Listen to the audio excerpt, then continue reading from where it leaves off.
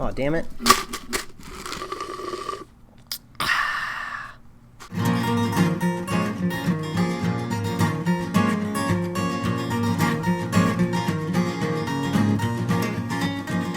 A modern podcast where Chris and Mike talk about TV, movies, superheroes, and everything in between. It's time for Superhero Slate. Hello, everyone, and welcome to Superhero Slate, the show where we run down the latest superhero entertainment news. We love TV, movies, and superheroes, so let's talk it all out. My name is Chris Dillard. And my name's Mike Royer. And this week we have our first reactions to Doctor Strange. Spooky Strange. Ooh, the Defenders cast grows larger by the second. Tick tock, tick tock. More Deadpool fallout. Aww. And more. And more. It's been an interesting weekend. There's always a different fever in the air when a Marvel movie comes out, and I hope one day soon we have a sort of a same reaction when it comes to DC, because I always love it when, like, you know, Thursday night starts to creep up.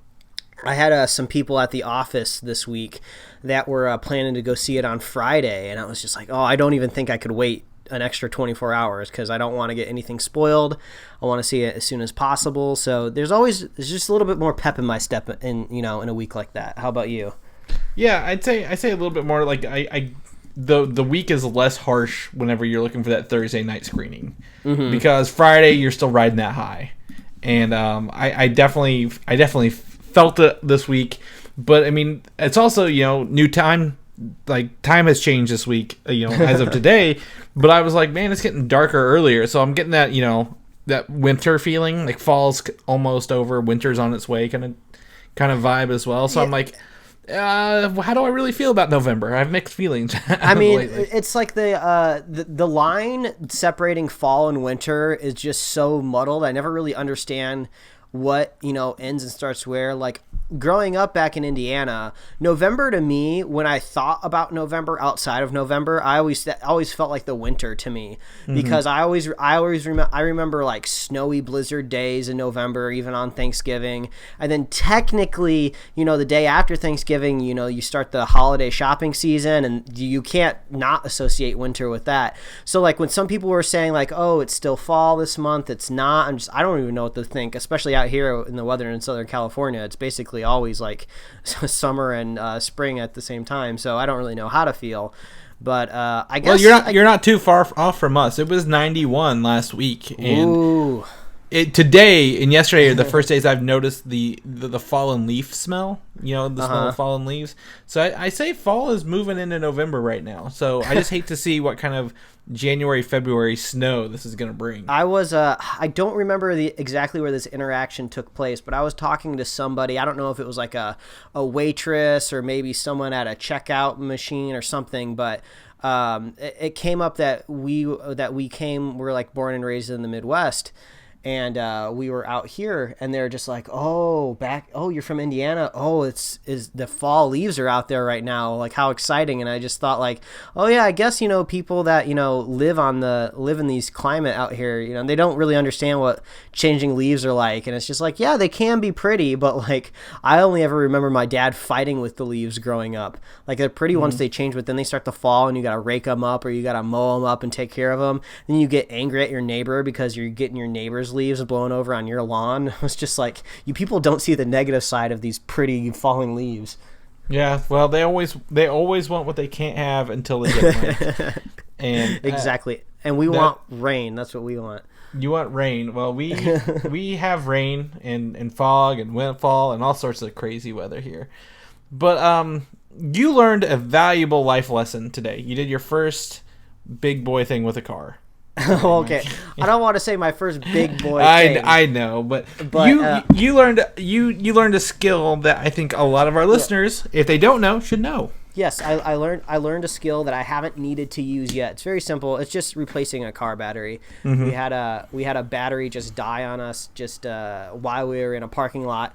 So we had some fun yesterday trying to get a car back home. So, but yeah, it was kind of cool. My dad prepared me very, very well growing up back home because he did all of our car maintenance. Saved us probably thousands of dollars and trips to mechanics over the years. So me being the creative, nerdy video game type, I did not much of it rubbed off on me, unfortunately, because my grandfather was a mechanic. Even he was a mechanic like in World War II. So I feel like the knowledge kind of is not trickling down as much.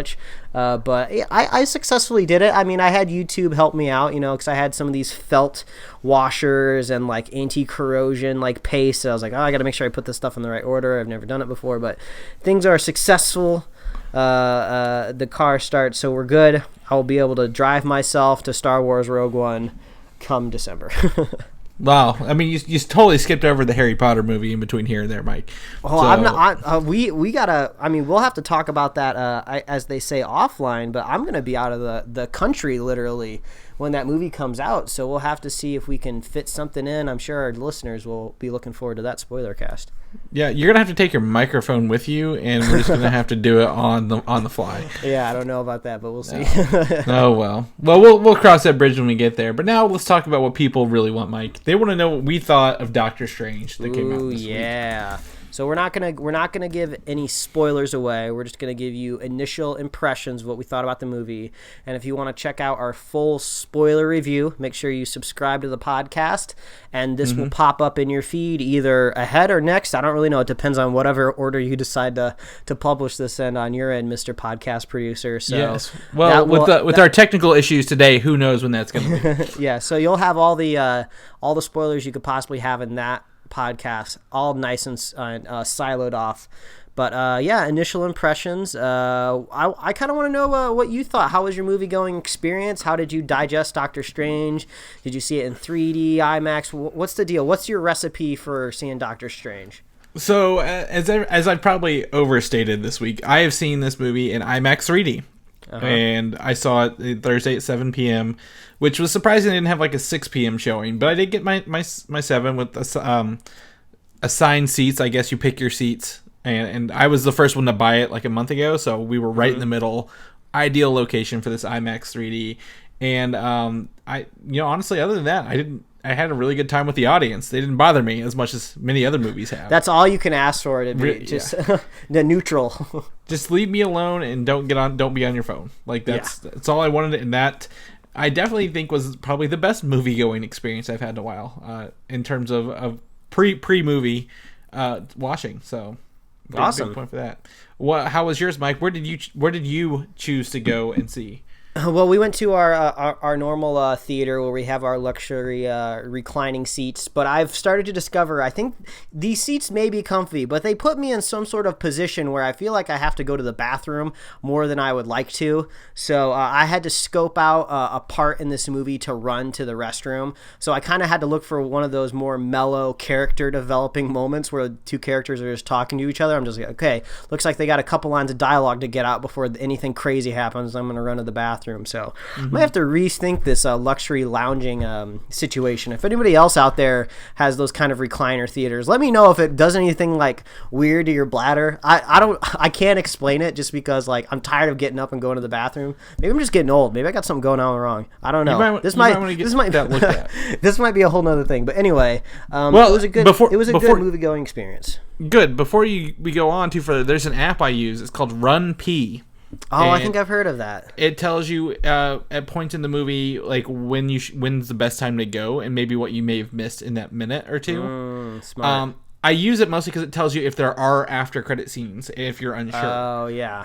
Mm-hmm. So movies I don't look into before I go into and see. I check to make sure on this app before I get up and leave. Is there in credit scenes? No. I'm double checked. I can leave. But for those who need to use the bathroom, you can actually set a timer on it and it'll buzz in your pocket whenever you need. It's a good time to go. Well, smart. I was able to successfully avoid any sort of reviews or initial impressions from anything out there. We talked a couple weeks ago on the podcast about how after credit scenes may have leaked, and those might have been out online. So I went in very, very clean. This is like the kind of like the exact situation that I'm looking for when I go into a movie. So I saw it in regular 2D, which is my go-to usually. I saw it at 7 p.m. like you did, but in a different time zone. So it was a positive movie-going experience. So I'm glad to say nothing really hindered on my experience with Doctor Strange. That's awesome. That's awesome. Now the question is, Mike, what did you think of the movie? So I think a lot of people are gonna talk about this movie in two different categories, rightfully so. First category is everyone's gonna say this movie is beautiful to look at. I mean, strip away any sort of story, dialogue, plot, like structure, arc. You know, it doesn't even really matter. It very, very impressive, and you can see all the work that went into it. Where I don't know if anybody's done any comparison, but when you watch the credits and see how many VFX houses worked on this movie and how many visual digital artists are credited on this movie, it's astounding. Like there's literally I think 3 or 4 times where the entire screen is just a giant center aligned paragraph of names of like 4 or 5 different times. Like the screen is just full of all these people that worked on this movie, and they did an amazing job. Like these visual effects look like you're looking through like a kaleidoscope, and you're tracking somebody running through the amazement. Like I love the way that they choreographed kind of the spells and how they worked that into making it believable. Like I kind of like the way that they showed magic with it's like a spark that kind of went through the air, and they could make little like strings and whips with it. I thought that was beautiful. I can't even imagine how they organized all of these shots in their head. I'm sure the storyboard artist on this movie was overworked, and he probably had a great time laying out these shots. I mean, there's people running upside down, then left and right, and there's like buildings being distorted. It's beautiful. Like it makes amazing. an M.C. Escher painting look tame. Oh yeah, I mean it was amazing, and then on top of that, you have like the psychedelic portions of the movie where you're not really experiencing like a fight scene or a chase scene. It's more of like an experience, like a physical, emotional experience that they're going through, like dimensions and stuff, and it's just trippy. It's kind of like when Spencer's used to have like the blacklight section in the back of their store with like the weird like neon stuff on the wall, or you go over to a friend's house and it'd have like some sort of weird like poster that was like felt, like have you ever seen those posters that like had those felt sections, but they would like they were like glow in the dark and stuff? I felt like I was wrapped in the poster. So yeah, those black light posters. Yeah. So visually, this movie's a 10 out of 10 for sure. I had such a great time. Like it goes to show you why everyone's saying see this in 3D IMAX, just because I think that would be great. Like I think I definitely want to see this movie again in 3D IMAX. I think it'd be worth the ticket price. I agree. I mean, again, there are times like when you see the regular footage, it doesn't fill the whole screen. There's blanks at the top and bottom where you can still see the screen, and when it goes to full IMAX, it is overwhelming in such a great way. So I agree when you say that people will say this is the most visually I gotta use the word arresting. You're captivated. You're enthralled. You feel like you're experiencing this movie, and I definitely agree with that when you say that. And I'm really excited to see what'll happen in the future when Doctor Strange starts to team up with normal characters, and I want to see kind of how his magic pairs up against villains that maybe aren't magical. I think that'll be a fun kind of contrast. So you put all the visual stuff aside, put all that fantastical stuff aside, and you're left with the story. I would say you're left with definitely an above average Marvel story. I like the way that they kind of structured the third act a little differently than most of these stories. You're not necessarily going to get anything like a sky beam like we see in all these movies, but Marvel's usually been pretty good staying away from sky beams, so you don't have to worry about that. But I think the villain is underwhelming this time around, but at this point you kind of get used to Marvel movies kind of like throwing the villain away. Like the motivations are a little different this time around, but you still just kind of feel like you're not really sad to see him go. You kind of almost want to fall in love with the villain a little bit before they get taken out, and whether they were or not, it's kind of left up in the air a little bit. Yeah, I mean, it was good. I mean, there's no moments in the movie where like I'm rolling my eyes or going like, oh God, why did they say that? I love the way Benedict Cumberbatch played Doctor Strange. I was really happy to find out that I fell in love with his American accent very well. He sounds a lot like Dr. House when Hugh Laurie does an American accent. So I thought that worked really, really well. His character reminded me a lot of Robert Downey Jr. Playing Iron Man. I kind of like that the arrogance in there. He had like dimensions to his personality. He's a little bit of he's a little bit of an arrogant dude. I thought that worked really, really well. I was almost thinking like, hey, if this Marvel universe didn't kick off with Iron Man, back in the day, maybe it could have kicked off with Doctor Strange just fine. So I think that says a lot about the movie that, when I was watching this, I was thinking about Iron Man, the first Iron Man movie. And I think that's a really big compliment to give, but I'll get more and more into the spoiler cast about maybe some of the things I wish the movie did a little bit differently. But this is definitely another strong addition. I think I would put it above Ant-Man. I was just kind of thinking Ant-Man when I was watching the movie, just because Ant-Man was kind of the last newest origin movie we had for a single character. So I was kind of comparing it a little bit to that in my head, and I think I enjoyed it more than Ant-Man. Yeah, I'm gonna have to say I enjoy this movie. I like it. I've seen it once, which is saying something. I haven't had time to go see the second time, which I really think I need to, because I enjoy it, but I'm not totally in love with it because of what you said, the Iron Man parallel. This is, if you watch this beside Iron Man, it would beat for beat be the same movie, I feel. Except for the ending. The ending was different. It was very clever. Third act, more, but not like Iron Man. But I think everything up leading that is he is a replacement for Robert Downey Jr. is what I kept thinking in my head. When he's gone, who's gonna be the front man of the Marvel movies? And I think Doctor Strange is that person. So I really like it. I like what it does. But I am just I feel like it's just kind of, it's a safe movie.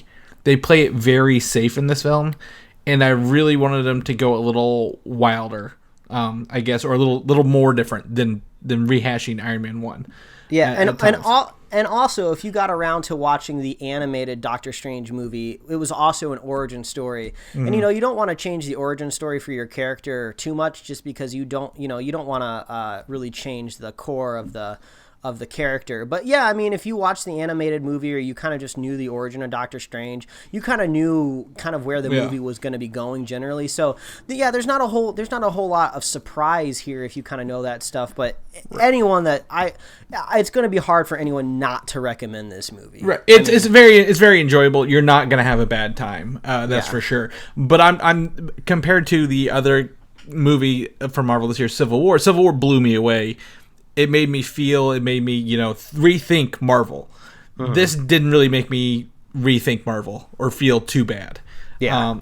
But the thing with Doctor Strange is it may not be exciting to me right now, but what's the most exciting part is, what does this set up for the future of the Marvel Cinematic Universe? And that's where it has me hooked. That is where I applaud the things that this sets up going forward, and how that may affect the rest of Phase 3 and Phase 4. It's gonna be in a totally different landscape, I think, because of Doctor Strange.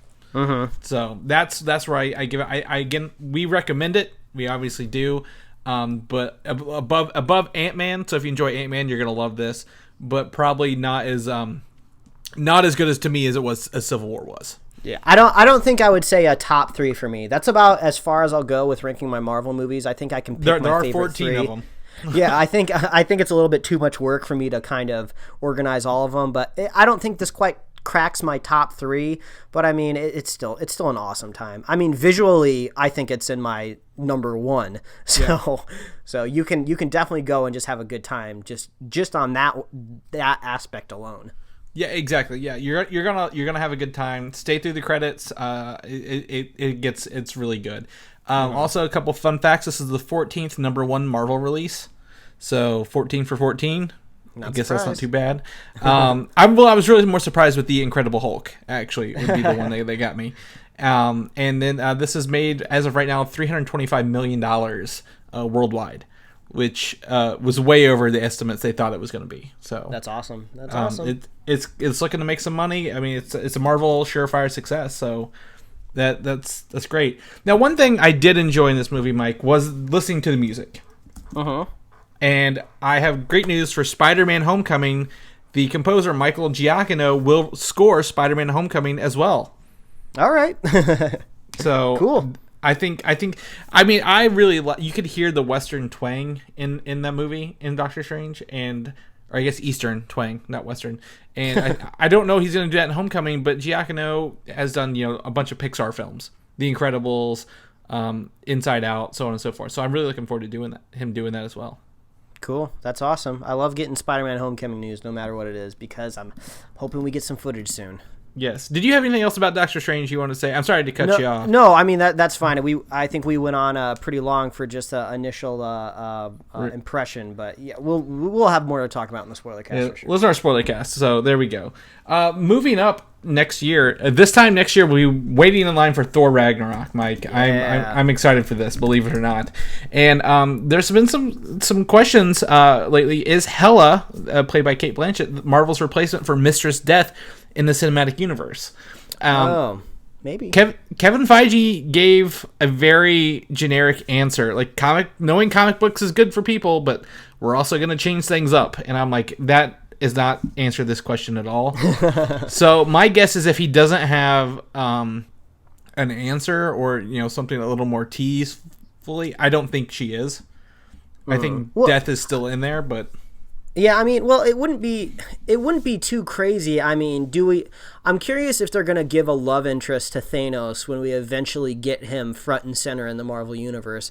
I mean, in the Infinity Gauntlet storyline, he was motivated by that love story of literally falling in love with Death.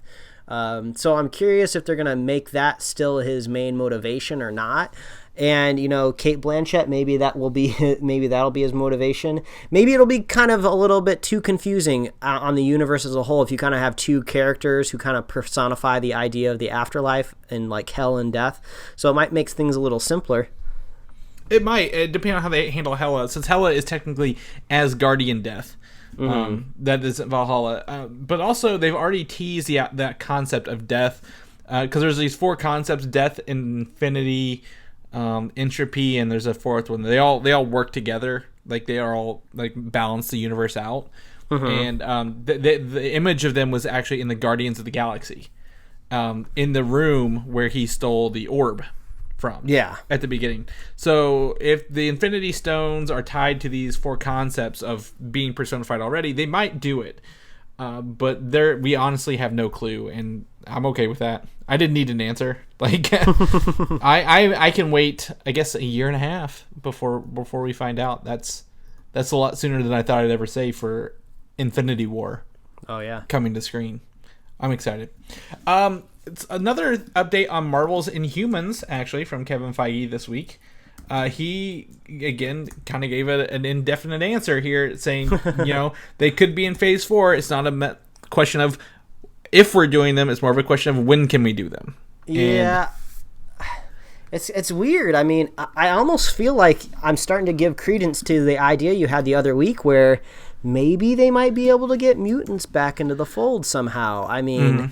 all these other studios are seeing how well Marvel's doing. I mean, that Spider-Man Homecoming movie is going to come out and make tons of money, and Fox is going to be like, "Hey, everybody, we saw the check that Sony got out of this. Maybe we can just bring it all together." Maybe. I mean, obviously, I don't think the superhero movies need to compete, but I mean, maybe Marvel as a whole, maybe we'll get a little bit more competition from DC as a whole, and maybe they'll want to combine forces, to win the box office. So, yeah, I mean, Inhumans they kind of are being treated as mutants right now on S.H.I.E.L.D. So, who knows what's going to happen here? Yeah, so definitely, I'm pulling for the Inhumans, but they're also in S.H.I.E.L.D. What can they do with that, seeing that they've already existed? They could totally ignore it completely and use these royal Inhumans as an example after Captain Marvel and more Kree are introduced later on. I don't know. I always want to see Inhumans, but if it means no Inhumans means we get X-Men, I am okay with this. So. Well, I guess we'll just have to play that's by coming from the biggest Black Bolt fan that I know. So that's a big endorsement. The first Marvel set of pops in 2017 is actually Iron Fist, Luke Cage, and Black Bolt are in the first order coming in 2017. So I'm really excited to add that to my pop collection. Hopefully, you're gonna need to get some shelving. You're gonna need to invest in some shelving or something, man. I need to invest in something because maybe Funko should invest in me. That's really what I'm saying. There you go. I do a pop podcast, a popcast. Podcast. Oh well. Speaking of Luke Cage and Iron Fist, The Defenders has started filming already. Ooh, yes. So I'm really stoked to actually. There's been some footage shown with Jessica Jones and Misty Knight meeting on the streets. I don't have the image in our notes, but I will get it later. I think it was copyrighted. But Misty Knight is pointing the gun at Jessica Jones, who's obviously been beat up a little bit. So they're I don't know if they're fighting, if she walked in on them during a fight, but they're definitely something going on there. So they're filming out in the open in New York. It looks like a nighttime scene. I've got the link to the image now for you, Mike. You're really just gonna maybe feel underwhelmed at this. All right. Yep, pretty underwhelmed. But Misty Knight, Jessica Jones meet up. There we go. Boom. However, the biggest thing was a Iron Fist teaser shows us our first footage of Iron Fist, or the Defenders teaser shows our first footage of Iron Fist, and confirming Colleen Wing is coming to the Defenders. So when you watch this, you kind of it's from the Defenders Twitter feed saying the Defenders, but I definitely think this is footage from Iron Fist that they're just including in here to show Colleen Wing is coming to the Defenders. Yeah. We've not even met yet. So well, I mean, it makes sense. I think we're going to get side characters from each individual show in the Defenders. We're going to see Foggy in the Defenders somehow. So it doesn't surprise me. Oh man, do you know how many other characters? I got 6 more characters confirmed right here for you, Mike. Hell yeah, bring it on. We got Jerri Hogarth, played by Carrie-Anne Moss and Jessica Jones. Yep. Foggy Nelson. Yeah, there we go. You called it. Malcolm, the drugged up Jessica Jones neighbor. Man, that guy was cool. He had some awesome hair. He did. He was a very good character throughout that series. Claire Temple, of course. Rosario Dawson's coming back. She's been in every series so far. Stick is coming back for the Defenders. Oh, for sure. No surprise there. And Patsy Walker, played by Rachel Taylor. Get some Hellcat maybe in there. I think Stick is going to play the biggest role in the Defenders for sure. I think he's going to kind of be the guy who's telling the Defenders that there's a threat coming, and he's going to be the voice of reason of we need to stop this, or the entire city's in danger. So I think Stick's going to play a very big role. Yeah, and he definitely I think it was the first season of Daredevil even went back to the guy, I think it was Stone. With the smoke going on. Too. I think he is going to be the thread through all this as well. And if he doesn't make it out, I wouldn't be surprised either. So. Oh no. But yeah, I'm not really surprised. But for 8 episodes, all these characters. I mean, we're getting essentially Infinity War in the TV realm before we get Infinity War in the movie realm. Oh, I'm excited. 2017. I'm opening arms for you. Yes. Oh, it's a great time to be listening to our show. That's for sure. We're going to switch gears a little bit and talk about another Disney property we've mentioned before. Beauty and the Beast is coming out, live action gallery. So we've got some images confirming the looks of the Beast in this. Being as you're the CGI judge, what do you think of the Beast being very CGI? I mean, it's kind of actually hard to say. It almost looks like maybe it's a mixture of... I don't know if he's all CG or if there's a mixture of practical in there somewhere.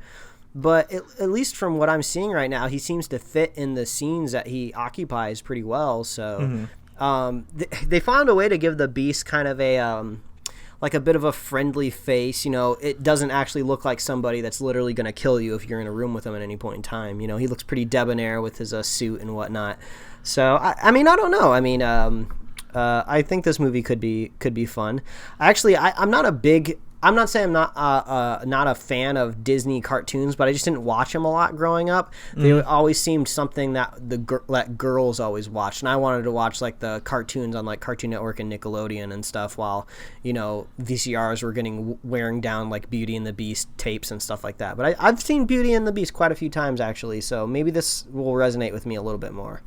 Yeah, I mean, of all of these live action ones, I think this is the one I'm probably most interested to see, because it's a lot of live action and a lot of CG stuff I want to see. I want to see, Lumiere and Cogsworth and Mrs. Potts come to life in their little like shape forms, as you can see here. And even better that's Ian McKellen, Ewan McGregor, and Emma Thompson. Emma Thompson. Oh, okay. Emma Watson's a character. There's two Emmas in this movie. Yeah, Emma Thompson is from Trelawney in the Harry Potter universe. She's a British actress all over the place. So I'm interested to see those. And again, we get to see Josh Gad, and I believe that's not Luke Evans, but what is his name? Yeah, it's Luke Evans as I can't think of his name. I'm horrible at this game. Gaston. There we go.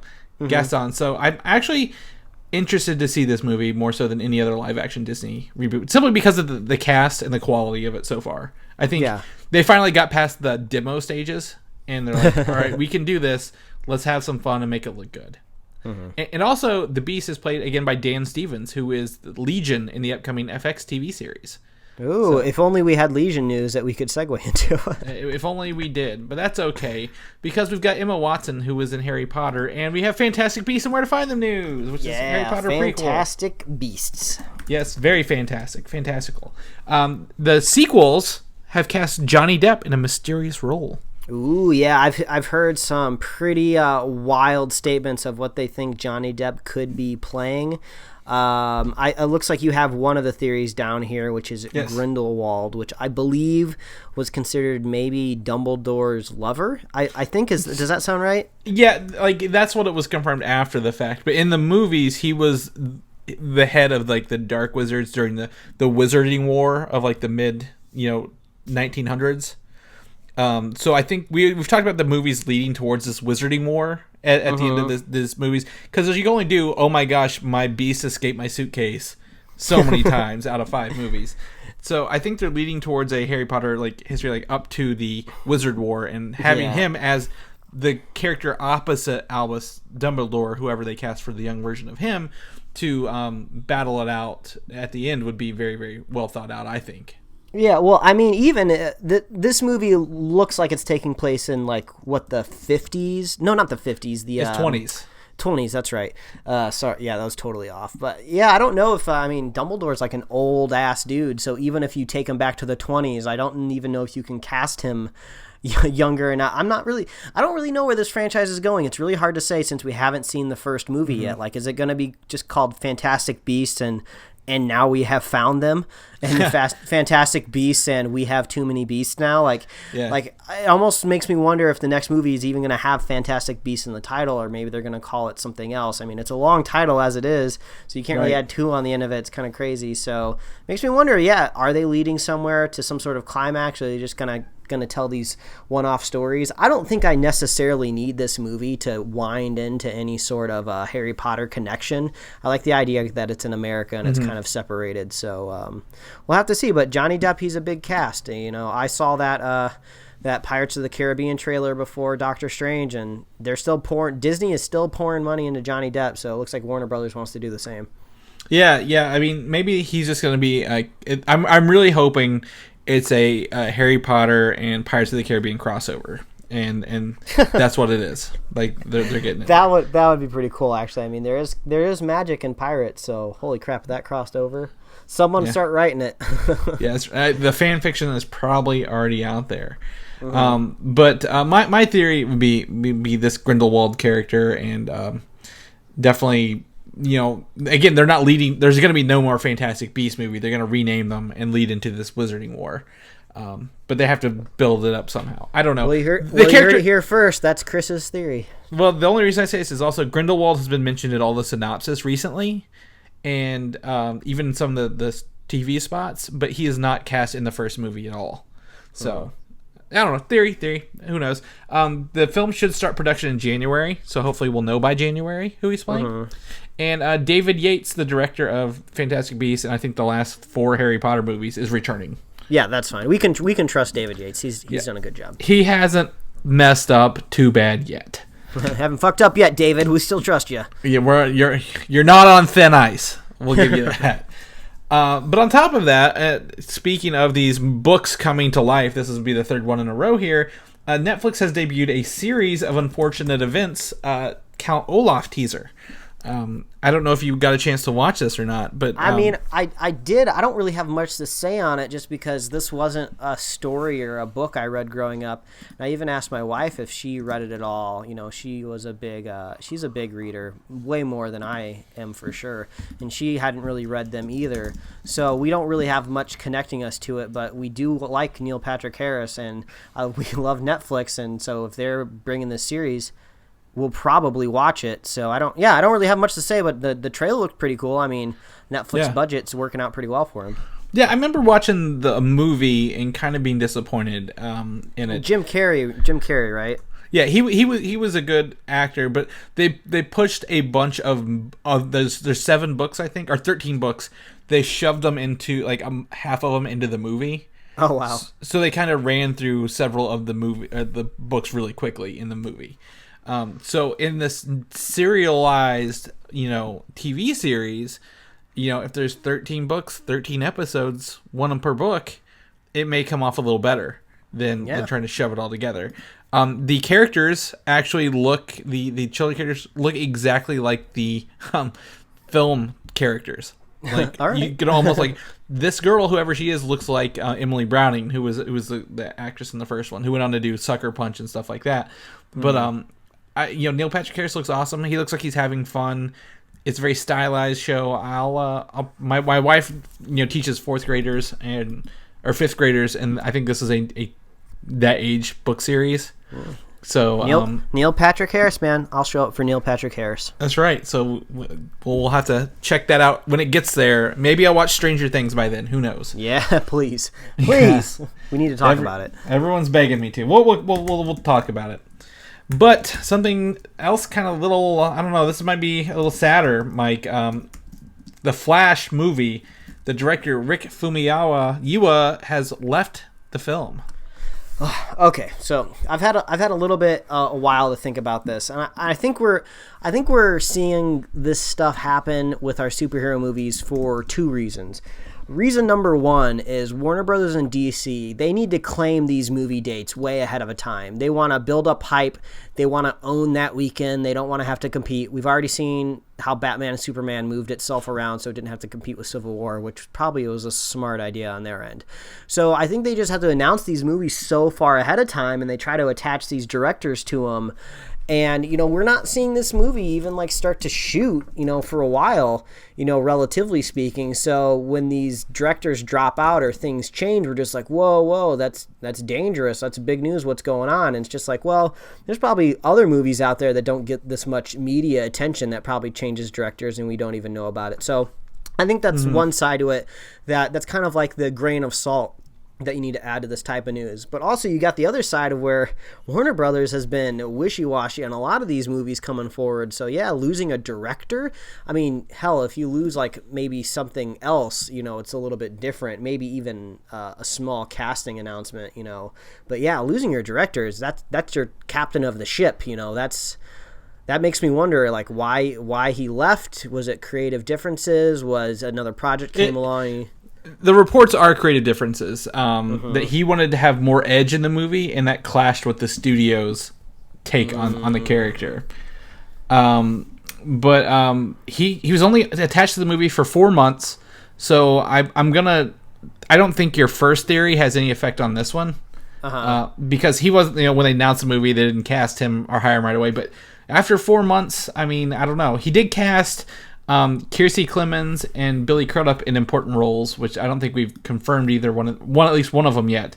The next one we'll talk about later, but so this is actually something I think I want to move up in the notes. Usually you're the one hot swapping on these notes, but I think this Exodus thing kind of coming up, I'd like to I'd like to loop into this bigger conversation that I actually do want to bring up now, where we have Junkie XL leaving to not score the film of Deadpool. So, we also talked about, Tim Miller, that's his name, right? Yes, Tim Miller was the director. Yeah. How he left, and it sounds like Junkie XL left Deadpool because Tim Miller left as well. So we have lots of these superhero movies out there kind of losing people due to creative direction. Actually, I saw something really interesting that this conversation is starting to crop up, and I think we're going to see it more and more. Where are these directors, should they be playing ball or not? Should they be trying to match this vision of this franchise that they're trying to create? And I think the first thing that people want to jump on is say, of course, they need to be independent, they need to be themselves and make the vision that they want to make. But at the same time, you're building a very big, expensive franchise. It's kind of, you start to think maybe people like Kevin Feige and these people overseeing these projects, maybe they're more like TV showrunners. This is not an original thought for me. I'm just kind of saying what I've heard on the internet last week. And it really struck a chord with me. I mean, it's really, really true. When you're making a TV show that is multiple episodes, multiple seasons, someone needs to be at the top of all of this and making sure all of it goes down the same path. Especially on like a TV show, you're not always going to have the same director, the same writers, season to season. Someone needs to be taking control of all of these things together. And I think it's really analogous to when you're looking at the Marvel Universe as well. You have a lot of these movies that all interconnect. You can't just bring... unfortunately, we all wanted that Edgar Wright Ant-Man movie, but if Edgar Wright comes in and wants to do something that's just not going to fit in with the phases of the movie, it sucks we didn't get that movie. But at the same time, Kevin Feige is like the showrunner for these films. He is in charge of making sure this fits a grand vision. Now, sometimes we might not be getting the edge that we want with our movies, but that's not really what they care about necessarily, whether it's good or bad. They want to make sure this fits in one continuous universe. So when you get people like this Rick Famuyiwa. We're butchering this. When you get him leaving The Flash and you get Tim Miller leaving Deadpool, citing creative differences, it sucks. It sucks that they couldn't play ball, and I don't blame them for wanting to leave, but I think if they're leaving, it shouldn't be under any sort of duress. It just they didn't fit the vision.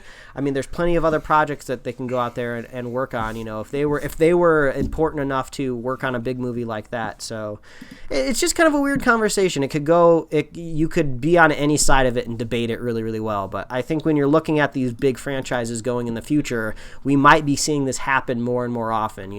Right. You want to see Guillermo del Toro do a Justice League Dark movie? I want to see it too, but maybe that doesn't fit with the people over there at Warner Brothers making the decision. So we might have to just get used to seeing this happen. Maybe. I don't know. Well, so my thing is Tim Miller never signed on to Deadpool 2, so he technically never left. So before we blow that out of proportion, he just didn't. He just chose not to come back, and that I understand. But he's also working on a Sonic the Hedgehog movie, which that's his next project. So he took a huge step down. Okay, all right. But Junkie XL did say he is not going because Tim Miller is not, and but honestly, I don't know. We've had composers leave. Someone originally left Doctor Strange, and I think what we got was actually probably, just as good, if not better, than what we could have gotten. So these swaps aren't always bad things, like Mike said. Yeah. And we're neither for them or against them unless, it's like this Gambit movie that'll never happen, I'm pretty sure. But Doug Liman has gone on to do better things. Yeah, feel free to reach out and let us know what you think about this whole showrunner analogous thing. Do you think these bigger franchises that are worth billions of dollars should be steered by one person, or do you think these directors should just kind of come in and do their own thing and just hope everything fits together really, really well? Let us know. I'd be curious what other people think. Yeah, I definitely... Yeah, let us know. If you know any other movies that someone lost and it got worse. X-Men 3, I think, is a prime example of when they lost Bryan Singer. And somebody stepped in there, but yeah, it goes both ways. But I thought you were actually going to bring up Justice League instead of Deadpool 2 because the character cast by Rick Famuyiwa, Kiersey Clemens, is Iris West in the movie universe, and she will cameo in Justice League because she's already been cast. So that's cool. But we've also got some great big news for Justice League with the actor Ciarán Hinds to play the character Steppenwolf. Whoa! So a female casting for this character? No, it's not. It's a guy. Oh, okay. Well, I probably should have Googled here first because I had no idea who this dude was. Looks like he's Game of Thrones, an Irishman, possibly.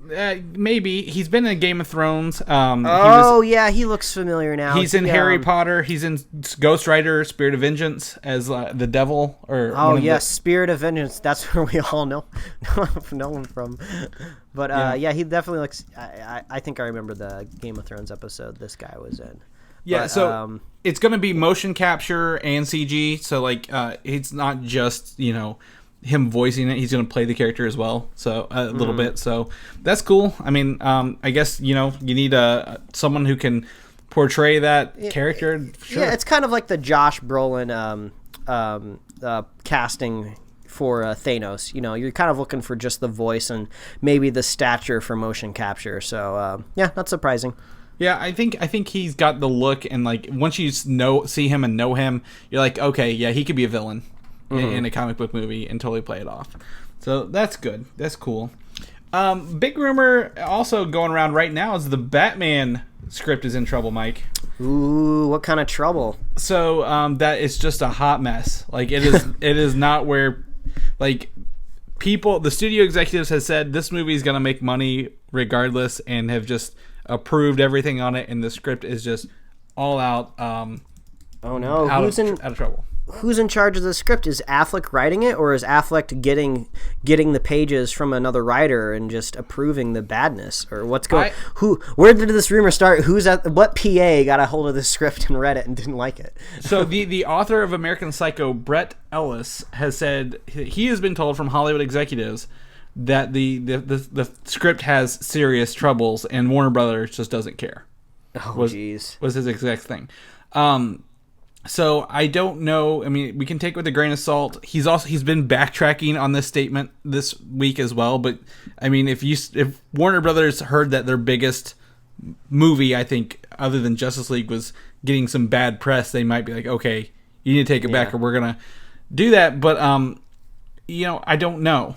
It comes as a surprise because, we've got Jeff Johns and Affleck working on the script, and the film's pretty early in development. So it could maybe just be a rumor. He may have misheard it, misinterpreted it. Yeah. It could be okay, but that is a rumor going around right now, which has been caught up by a lot of places. Yeah, I mean, you just heard me a couple minutes ago talking about this whole showrunner thing with studios trying to right the ship. This is the situation where if you have Ben Affleck, you put him in charge. If he's going to be directing this Batman movie, I don't know what his opinion is on the script, because obviously we haven't really heard anything yet. But if Ben Affleck picks up the script, if he doesn't like it or if he does like it, you listen to him, because he knows how to make a fucking movie. So if he doesn't like the script, you listen to him. You give him the money that he needs to write a new one, or needs more time. Warner Brothers desperately needs a solid out of bounds hit that knock out of whatever sports analogy that I can attribute to a superhero movie they need. So Wonder Woman's next to come out. I hope that ends up being it, but they cannot afford a bad Batman movie. Right. So we don't have a release date for the Batman. That's a bonus.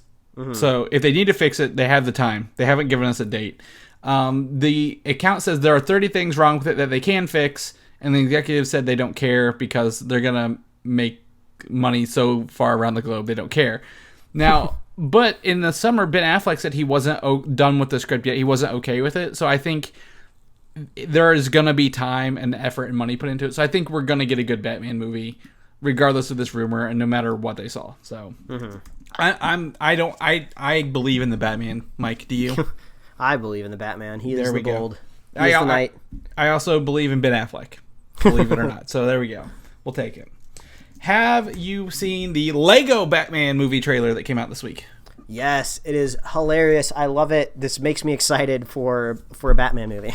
Yes, so we kind of have a lull next, I guess, spring. The February month. I'm like, what are we going to watch in February, Mike? We don't have our R-rated film coming out that we know about. But Lego Batman comes out February 10th, 2017, and this trailer just solidifies it. We got a little more Robin in this and how goofy his sidekick character is. And Batman's like, oh yeah, I have a Robin kind of character. They make fun of Batman v Superman in a moment. When he's like, Superman's my biggest villain, except he's not a bad guy. And the Joker, I think he cries at one point. Like, it's funny. It's the Lego humor we come to love out of the last movie, and the great thing that's going to be about this movie is, first of all, Lego is the perfect medium for parody. I'm really looking forward to this expanded Lego universe where maybe we get like, I don't know, maybe a Lord of the Rings type fantasy Lego movie. That would be awesome. Maybe they pair it up with a couple other fantasy franchises. I think that would be amazing. But the awesome thing about this also is we're getting a pretty grounded Batman story. I mean, it will be comedy based, but do you think we would ever see a big tentpole Batman summer movie where he's trying to adjust to life by himself and trying to raise Robin to be a sidekick? We would never get that because the stakes aren't big enough. So it's going to be kind of cool watching a Batman movie with smaller stakes, a little bit more grounded. It's good. It looks like it's going to be hilarious. So I'm totally on board with this. I mean, I don't want to call it just yet, just because 2017's got a lot of good stuff in it, but Lego Batman could be my favorite comic book movie next year. It could be, unless, I mean, we've got 3 Marvel movies and 2 DC movies, including our new trailer for Wonder Woman.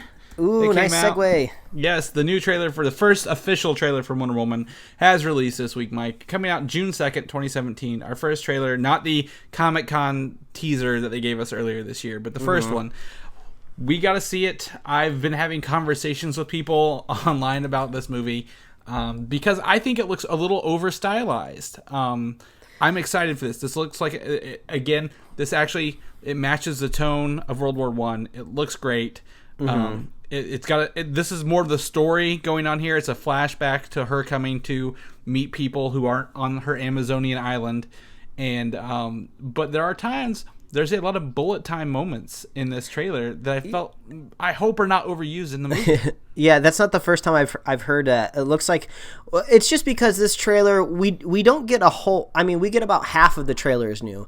A lot of the other shots and scenes were from that Comic-Con trailer, so we're kind of used to the vibe that we're going in here with. We even got the same type of ending where that one other female character that's kind of funny. Her casting looks familiar. I can't remember the actor's name, but she kind of makes another joke about how she really likes Gal Gadot playing Wonder Woman, being fun. Oh, you get to kick guys' butts. I'd be okay with that. So the trailer even ends a similar way. But anyway, the stuff that was added is kind of more, like you said, bullet time, slow-mo stuff, which looks really cool. But maybe they're just giving us all the goods right up front. Maybe all the other slow-mo stuff is not going to be in the movie, and we just saw all the slow-mo right there. Who knows?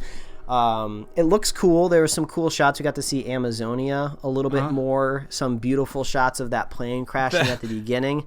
Themyscira, not Amazonia. Oh, whatever. I don't know. I've never read a Wonder Woman comic. It's all right. I've seen her in the Justice League, the cartoon show. No, it's cool. It's cool. Yeah, no, it's we get to see the island. We get to see some of the war taking place. Some of her fight scenes. I think there's humor in this, and it looks good. And I want to know more about the story, but I just hope they don't overuse, again, like I said, the bullet time effects. Yeah, World War I setting looks great. It does. I've been playing the game Battlefield 1, which is set in World War 1, and I guess that World War 1 is so hot right now, man. That's what you want to be a part of. But it gives me that Captain America vibe, and it's very authentic vibe. And I'll take it. I'm totally cool with it, and I'm ready to get into Wonder Woman later next year. Yeah, so, man, we're all pulling for you, Wonder Woman. We're pulling for Warner Brothers. We're pulling for DC. Pulling for Wonder Woman. We don't want bad superhero movies. That's right. We got to hold them all to the same standards. We can't just let it go because we saw our favorite character in them. Yeah. If you guys have any reviews or thoughts on the Wonder Woman trailer, let us know on Facebook, email, Twitter, whatever you want to do. I'm interested. Bad news for some of our fans / good news. The Dark Tower has been delayed from February 2017. We will not get to watch it this February, Mike. But it has been pushed to summer 2017 release. I mean, that is usually good news. It's bad news if it goes the other direction. Yes. You know, I think that's kind of what happened to Jupiter Ascending. I think it was going to be summer, and then it got pushed to like January or February or something like that. But that's good. I guess that means the studio is just like, hey, this is shipping up pretty good. Let's move this into the summer and let's get that summer box office. So that's good. That means they got faith in the movie. So we don't know a whole much about this series, but you know, when it pops up, it's kind of exciting. Yeah, it is. The trailer was leaked, I think, a couple weeks ago. I downloaded a copy if anybody wants to see that. You cannot find the trailer anywhere else. But it sounds like they're really excited for it, and probably the feedback they got from the leaked trailer might be some of that. But that opens up February for the Lego Batman for me. Yay. We talked about this earlier, but Sonic the Hedgehog is a movie in production by Tim Miller. So he's working on to my shock and surprise, you dropped that earlier in the show like I knew.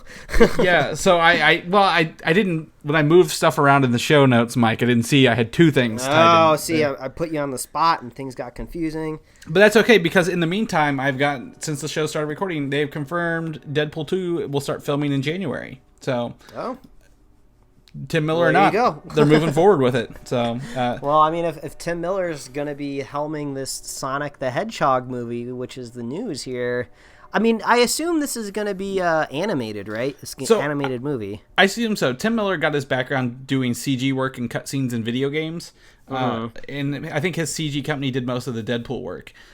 So I assume he will just be following up on the stuff that he knows how to do and just keep going with CG stuff. So, not much of a stretch for me. Yeah.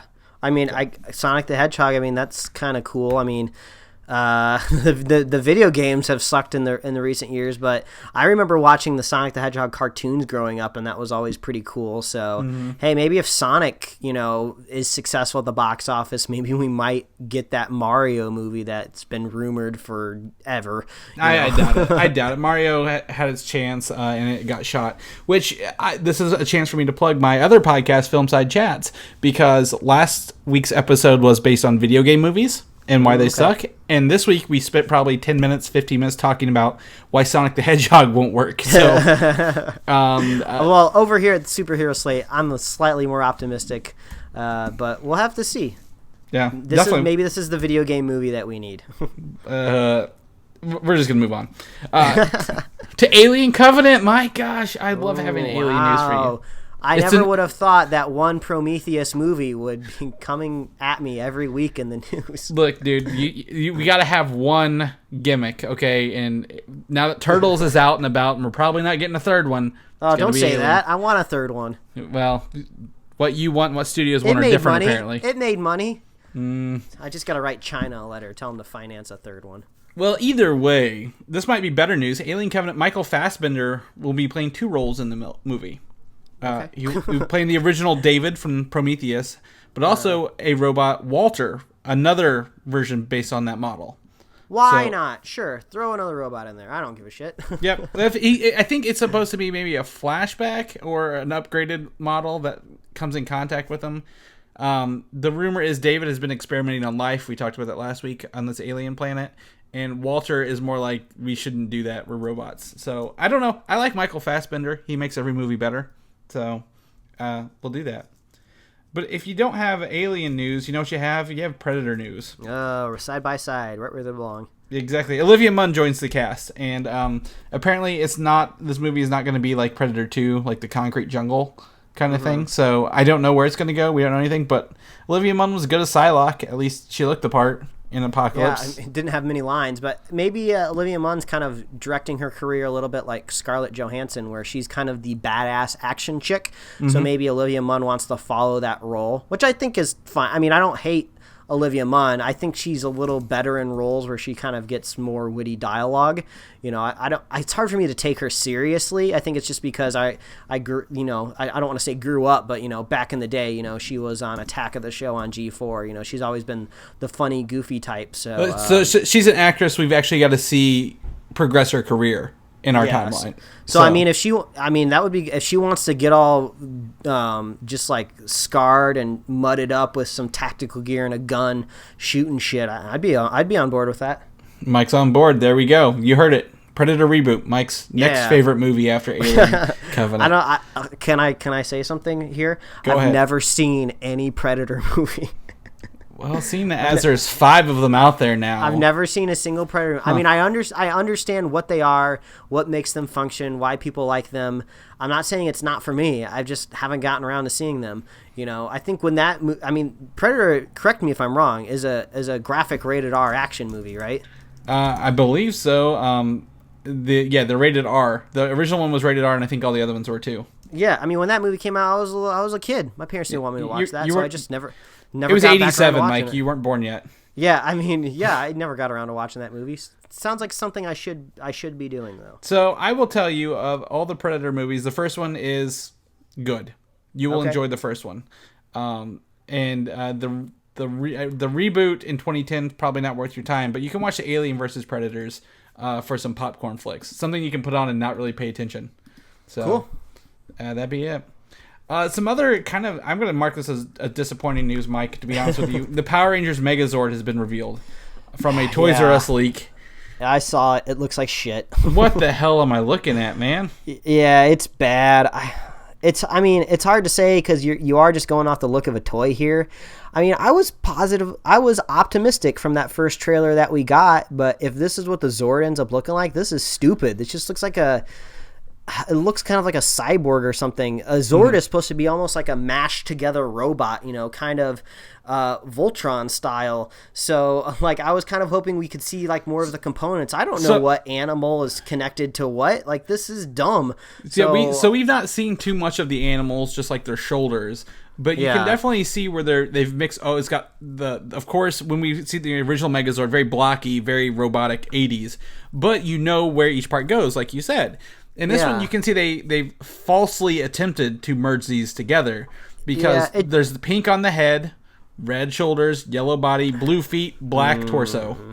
It just looks like a weird kind of like cyborg, almost like a transformer from Cybertron before it assimilates with a car or something. Yeah, This is dumb. I don't like it. I'm not on board with it. Power Rangers, you dropped the ball on this one.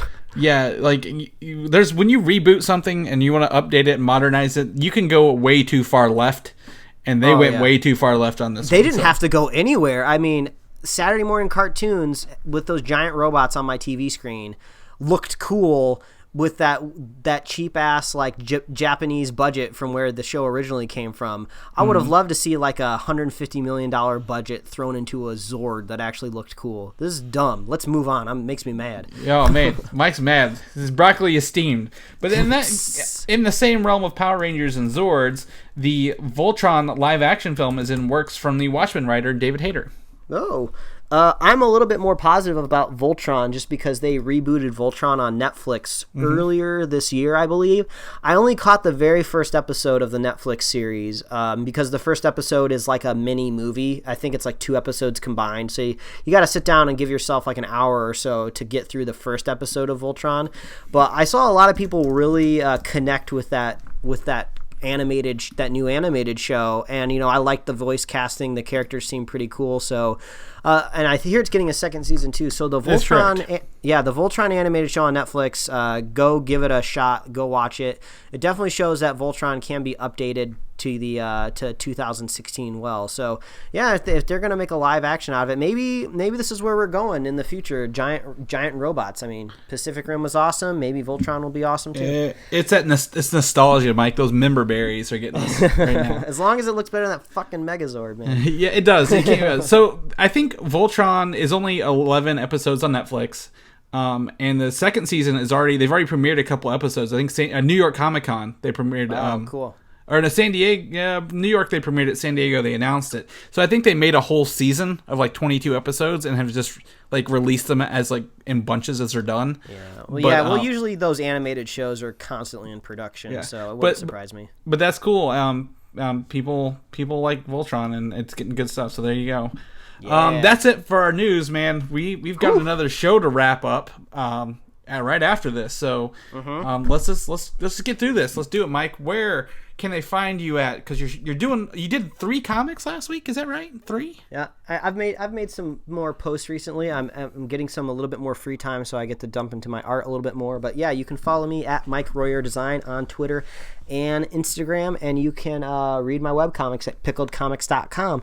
Oh, and I wanted to give a little shout out to this Cartoon Network pilot that's on the Cartoon Network YouTube channel called Infinity Train from this guy Dennis Owens, who worked on the regular show on Cartoon Network. Yep. So he's got his own little pilot going up. I think if it gets enough views and people like it enough, they'll turn it into a full season. But yeah, it's really cool. It's like 8 minutes. It's an 8-minute pilot animated show up on Cartoon Network's YouTube page. Yeah, go give it a watch. It was really fun. It was really cool. I did some fan art for it because I thought it was cool. So I saw the first preview for it today, I believe. So the hype starts definitely building on the Infinity Train.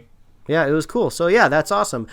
Chris, people want to know what you're getting hyped about because we know you're hyped about the pop. So if people want to pop, where can they follow you? So you can follow me on Twitter at Valdan, VALDAN. You can also listen to my other show, Film Side Chats, where I reference this show way more than I should, and, because despite the fact I tried not to bring comic books into my regular film conversations, it just tends to be that way. And my co-host over there, Patrick, knows it. So we get to talk about this show a lot over there too. And you can read stuff on comicui.com. So I'm all over the place. Not as artsy as Mike over there, but definitely doing that kind of thing. And I started watching the show Black Mirror this week, so I'm interested to see how that goes. Oh yeah, we're trying to get into that soon too. We've heard lots of awesome stuff. Yeah. So in the meantime, people listen to us now, but we have another episode we're about to record. Where can they listen to that at? Well, bam, if you want to see that spoiler cast for Doctor Strange pop up in your feed, you need to go subscribe to us, and you can visit superheroslate.com, and that is the best place to find all the avenues that we post a show. We're on iTunes, YouTube, Google Play Music, SoundCloud, Stitcher, Tumblr. Subscribe and get us right in your email inbox, and you can like us on Facebook and follow us on Twitter. Yes. If you're a fan of the show, please consider leaving us a review wherever you listen to the show. It's really helpful. It helps us find some new earlobes that we can populate with some earbuds. And if you're a super fan of the show, just share the show with a friend, share the show with a buddy, and we will be here every week to give you all the superhero news that you need. But now we are getting the fudge out of here because we got to go record the Spoilercast. Technically, we're not going anywhere. We're just stopping this recording and recording that. So it's a little strange. No, we have to go to a whole nother studio that's set up for the Spoilercast. We need all new equipment for this type of conversation. That's right. The Spoilercast gets special gear. We only use it once a month, probably. But all right, well, we'll catch you guys next week. All right, bye, everybody. Thanks for listening, and don't forget to subscribe. Do you think this full-body drink could have an out-of-body experience?